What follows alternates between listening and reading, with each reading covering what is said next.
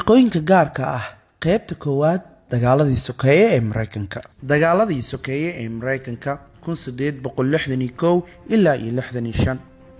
ciidanka midowga wuxuu ka koobnaa ciidan rasmi ah oo joogto ah oo Mareykanku lahaa, laakiin wuxuu sii xoogistay kuna daray cutubyo badan oo ku meel gaar ah kuwaas oo iska wax u qabso ku shaqeynayay iyo sidoo kale kuwa lagu daray in loo diyaariyo askar ahaan si guulo looga keeno ciidamadii Confederate Stateska ee dagaalkii sokeeye Mareykanka qarxiyay. intii lagu guda jiray dagaalka 2,820,948 rag ah ayaa u diiwaan gashnaa ciidanka midowga Mareykanka ee sida gaarka u dagaalamayay, waxaana ku jireen 178,895 askar madow ah. boqolkiiba 25 ragga cadaanka ee dagaalka ka qayb qaatay waxay ahaayeen shisheeye.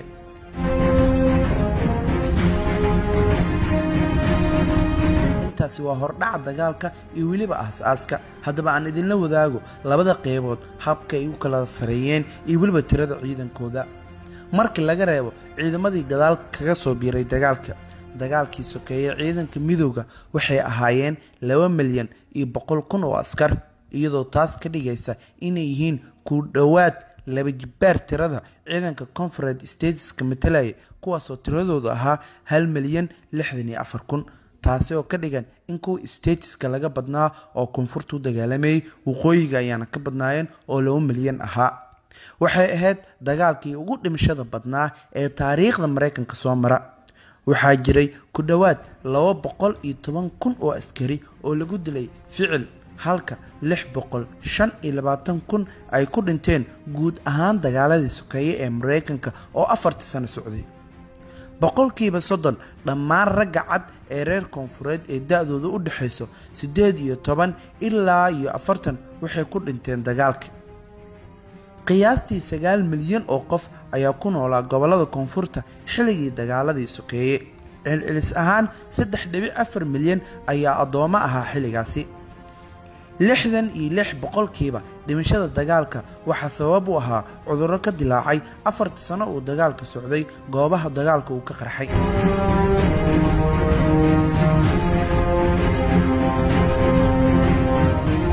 qaybta saddexaad iyo weliba xaqiiqooyinkii macluumaadka u gaarka ah dagaaladii sokeeye ee Mareykanka isku baabi'iyeen 4 sano 1861 ilaa 65. dagaalkii labaad ee Bull kuwa badan oo dhaawac ah ayaa looga tagay goobta dagaalka uu ka socday muddo 3 ilaa 4 maalmood ah ayayna halkaas yaaleen, taasoo badisay dhimashada dagaaladii sokeeye Mareykanka. John iyo George Crittenden waxay ahaayeen walaalo, labadaba ahaa generaalo intii lagu jiray dagaalka.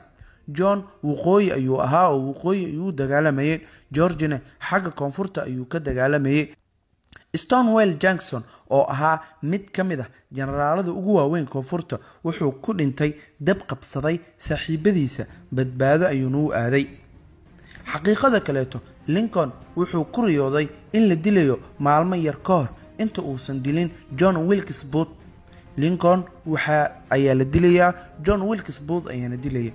kaliya hal ka mid ah 4 beeraleyda koonfurta ayaa lahaa addoomo, laakiin waxay ahaayeen beeraleyda hodanka ah ee awoodda leh.